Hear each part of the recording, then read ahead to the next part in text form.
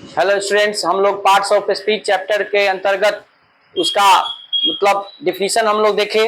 तो आज हम लोग पार्ट्स ऑफ स्पीच के अंतर्गत कुछ एग्जांपल हमने दिया है और उसमें हम लोग चूज करेंगे, मतलब चुनेंगे जो अंडरलाइन वर्ड है वह कौन पार्ट्स ऑफ स्पीच है, जिससे और भी क्लियर होता चला जाएगा यह चैप्टर हमारा।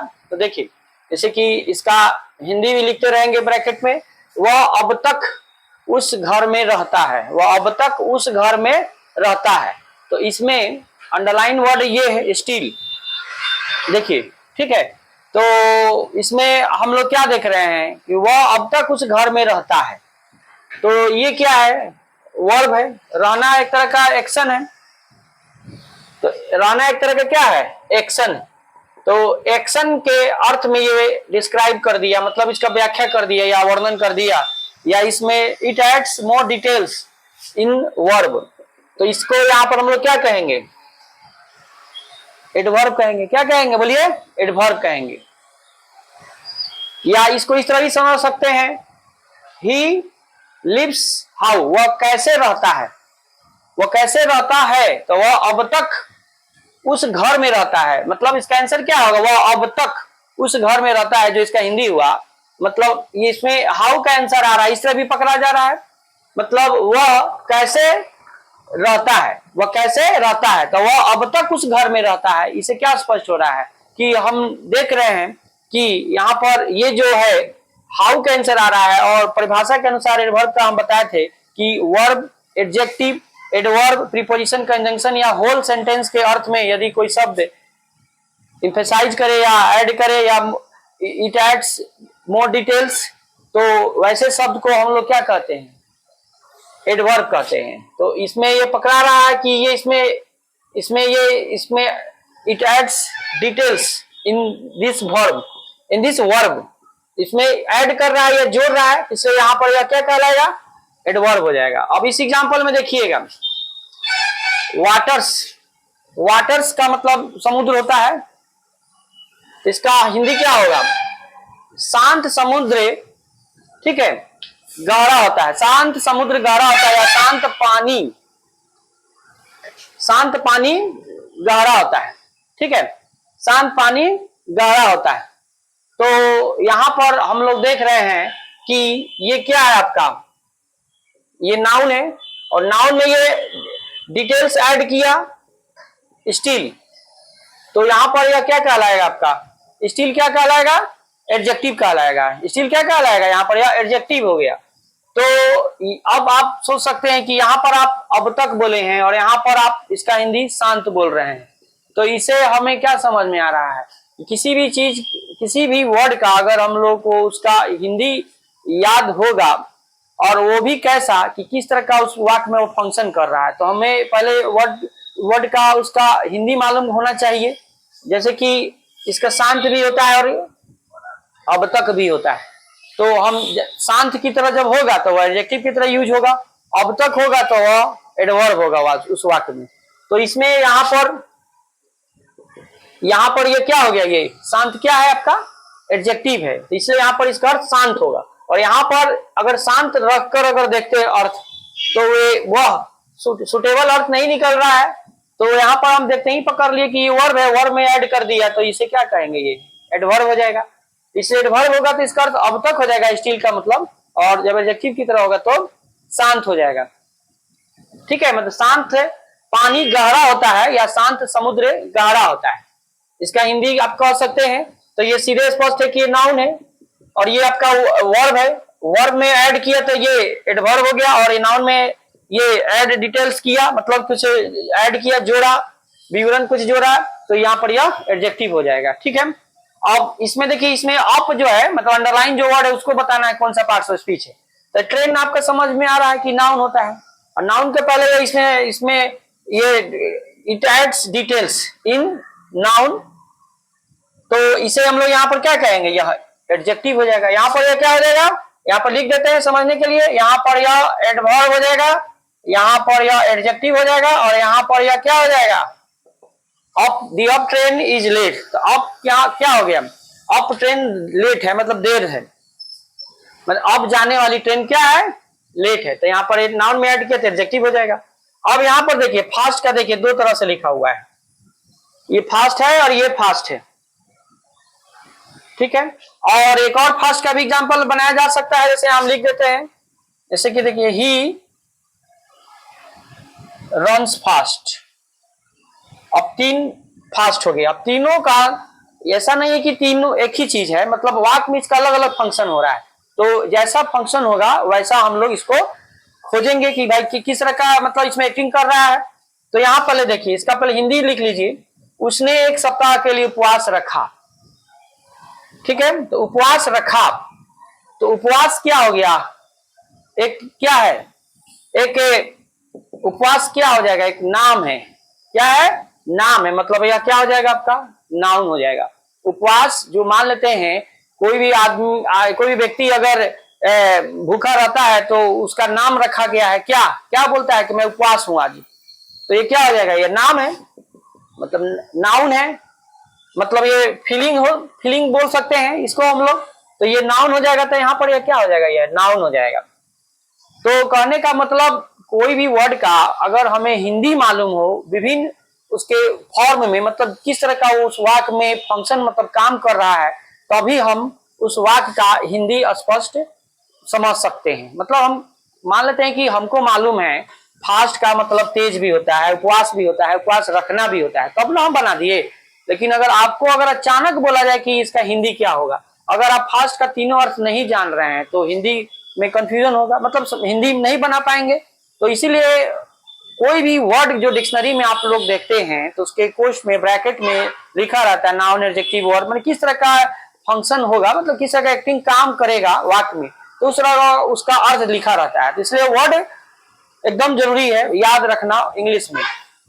तो यहाँ पर यह हम पहले पकड़े तो पहले किस तरह का काम कर रहा है, तेज भी होता है तो हम यहाँ तेज क्यों नहीं बोले हैं, उपवास रखना भी तो हो सकता है, तो हमने उपवास रखना क्यों नहीं बोला, यहाँ पर उपवास ही क्यों बोला, क्योंकि यहाँ पर यह नाउन की तरह फंक्शन कर रहा है, मतलब नाउन की तरह काम कर रहा है। नाउन की तरह जब काम कर रहा है तो इसलिए हम इसे यहाँ पर उपवास बोल रहे हैं, मतलब उसने एक सप्ताह के लिए उपवास रखा, तो यहाँ पर यह पकड़ा गया, यह क्या कहलाया, नाउन हो जाएगा। अब यहाँ पर देखिए अकबर रमजान के महीना में उपवास रखता है, जैसे उसमें भी हम पढ़ा थे कि मुस्लिम लोग और रमजान के महीने में उपवास रखते हैं, तो उपवास रखना एक एक्शन हो गया। वैसे भी एक्शन के प्राय अंत में लास्ट में ना रहता है, जैसे खाना गाना सोना इस टाइप का, ठीक है। तो उपवास रखना यहाँ पर इसका अर्थ होगा, तो यहाँ पर सीधे पकड़ा गया कि ये वर्ब है, क्यों, क्योंकि यह एक्शन है, मतलब यह काम का शो कर रहा है, काम को सूचित करता है।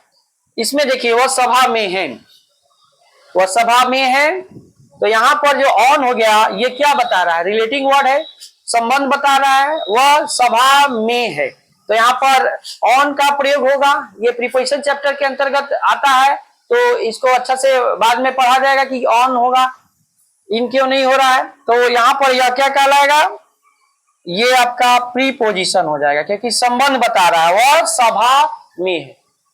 एक ही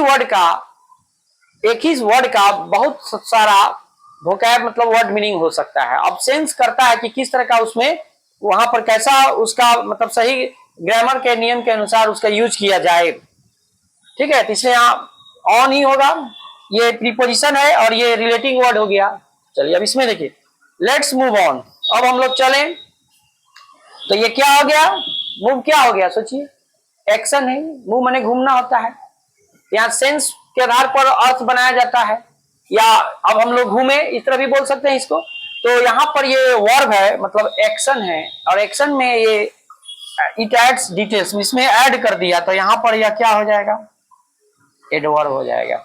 आगे बढ़े तो इसमें देखिए, अब इस एग्जांपल में देखिए वाइल को तीन तरह से हम लिखे हैं। अच्छा फास्ट का बता रहे थे, तो फास्ट वाला एक और यहाँ है, तो इसको पहले फास्ट वाला समझ लीजिए। यहाँ पर ये फास्ट क्या था, नाउन था, यहाँ पर ये वर्ब था, और यहाँ पर ये वर्ब है, और वर्ब में ऐड कर दिया तो ये क्या कहलाएगा, ये यहाँ पर ये एडवर्ब हो जाएगा, मतलब वह तेज दौड़ता है। तो देखिए यहाँ फास्ट आपका नाउन था, तो उपवास होगा हिंदी में अर्थ, यहाँ उपवास रखना अगर वर्ब की तरह एक्टिंग करेगा, अगर एडवर्ब होगा तो इसका हिंदी में अर्थ क्या होता है, तेज। और ऑन का बता दिए, यहाँ पर ये प्रीपोजिशन है, यहाँ पर एडवर्ब है, यहाँ पर वर्ब में ऐड कर दिया है तो इसलिए एडवर्ब हो गया है। अब वाइल को बताना है। वाइल है 3 तरह से लिखे हैं, तो तीनों 3 पार्ट्स ऑफ स्पीच, मतलब तीनों 3 तरह का है। तो तीनों का पहले देखेंगे किस तरह का एक्टिंग कर रहा है, और उस तरह उसका हम लोग हिंदी मतलब उसका जानेंगे। तो पहला का हिंदी हो गया, सिट डाउन लिखना चाहिए था, स्टील डाउन लिखा गया है। सिट डाउन मतलब बैठ जाओ, बैठ जाओ और कुछ समय के लिए आराम करो। बैठ जाओ और कुछ समय के लिए आराम करो। बैठ जाओ और कुछ समय के लिए आराम करो। तो यहाँ पर कुछ समय के लिए इसका हिंदी में अर्थ होगा। वाइल का मतलब, वाइल मैंने जबकि भी होता है, आनंद में समय बिताना भी होता है। तो हम मान लेते हैं कि तीनों का अर्थ अगर जानते हैं, तो यहाँ पर देखेंगे कि किस तरह का काम कर रहा है, मतलब फंक्शन कर रहा है, मतलब एक्टिंग कर रहा है। तो यहाँ पर हिंदी निकाल रहे हैं, तो तीनों जो हम बोले आनंद में समय बिताना, जबकि और उचित समय के लिए, तो तीनों में ज्यादा बेहतर कौन होगा यहाँ पर? उचित समय के लिए। अब वैसे भी कंजंक्शन अगर रहता, जबकि अगर हिंदी लेते हैं तो वाक्य को जोड़ता, तो यहाँ तो ये वाक्य को जोड़ नहीं रहा है। और आनंद में समय बिताना क्या है? एक तरह का वर्ब है, तो सब्जेक्ट के प्राय बाद में ही वर्ब का प्रयोग किया जाता है। तो वैसे यहाँ पर यह क्या है आपका, ये आनंद में समय बिताना नहीं होगा यहाँ पर अर्थ, वर्ब की तरह एक्टिंग नहीं कर रहा है, जबकि तो होगा ही नहीं क्योंकि वाक्य को ऐड कर नहीं रहा है। तो निश्चित है कि यहाँ पर यह नाउन ही होगा। और इसका अर्थ जो 3 बताए हैं, उचित समय के लिए, आनंद में समय बिताना और जबकि, तो तीनों में बेटर, तीनों में जो बेस्ट होगा, बेटर नहीं कहे तो ये तीनों में सबसे अच्छा इसका हिंदी में अर्थ होगा उचित समय के लिए। मतलब बैठ जाओ उचित समय के लिए आराम करो, तो यहाँ पर यह नाउन हो जाएगा। क्या हो जाएगा? नाउन।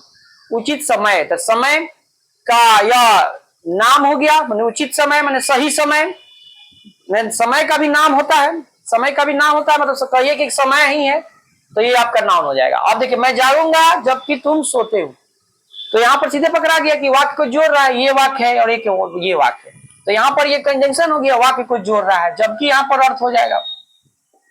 अब इसका अर्थ देखिए, वे लोग किताबों और खेल के साथ शाम में आनंद में समय बिताते हैं। वे लोग मतलब बुक और गेम मतलब खेल के साथ शाम में समय बिताते हैं, तो सीधे पकड़ा गया। आनंद में समय बिताना यहाँ पर इसका अर्थ हो गया। तो ये क्या हो गया?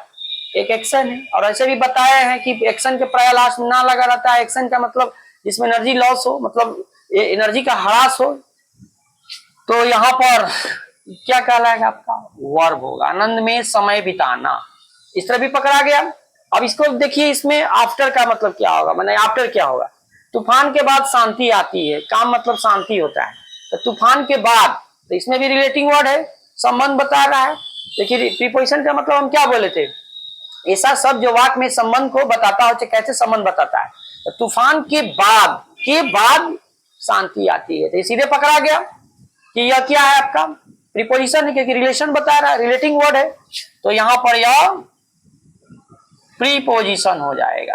अब इसका देखिए, there are 20 boys in the class, there are 20 boys in the class, तो इसमें आप सभी स्टूडेंट सोचे क्या होगा? बॉयज क्या है आपका? नेम है, नाम है, पुरुष जाति का नाम है, नाउन के पहले ये ऐड कर दिया, माने इट एड्स डिटेल्स, चाहे इट डिस्क्राइब्स, नाउन और प्रोनाउन नहीं ना एडजेक्टिव का बताते, तो यहाँ पर ये क्या कहलाएगा? नाउन में ऐड किया, मैंने जोड़ा, तो ये क्या कहलाएगा? बोलिए, एडजेक्टिव कहलाएगा। क्या कहलाएगा? एडजेक्टिव। अब hurrah we have won the game, माने हर्ष उल्लास, इसका हिंदी में अर्थ होता है हम लोग हम लोग खेल को जीत चुके हैं, खेल को जीत गए हैं।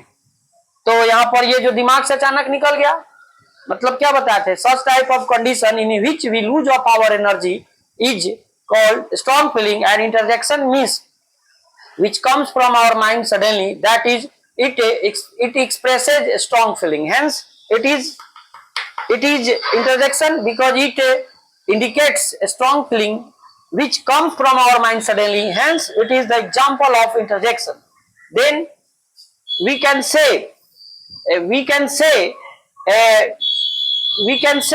there are various examples which is there are various examples which are given in this board, and if we want to find the parts of speech, then we should find their function. Then we can say that word indicates various type of parts of speech according to their function. मतलब हम यही कहना चाह रहे थे कि इस जो भी एग्जाम्पल हम लिखे हैं इसमें जो भी अंडरलाइन वर्ड है तो उसका फंक्शन अगर हमको मालूम है, अगर उसका एक्टिंग मालूम है, काम मालूम है, तो हम समझ सकते हैं कि वह किस तरह का काम कर रहा है और फंक्शन देखकर हम पकड़ लेंगे कि वह कौन सा पार्ट्स ऑफ स्पीच है। तो इस प्रकार हम कह सकते हैं कि उसके फंक्शन ही मेन होता है। बार बार बोलते हैं कि फंक्शन ही मेन होता है। ठीक है, तो इस प्रकार आज का सेशन में ये वर्ड होता है। तो अगले क्लास में फिर मिलते हैं।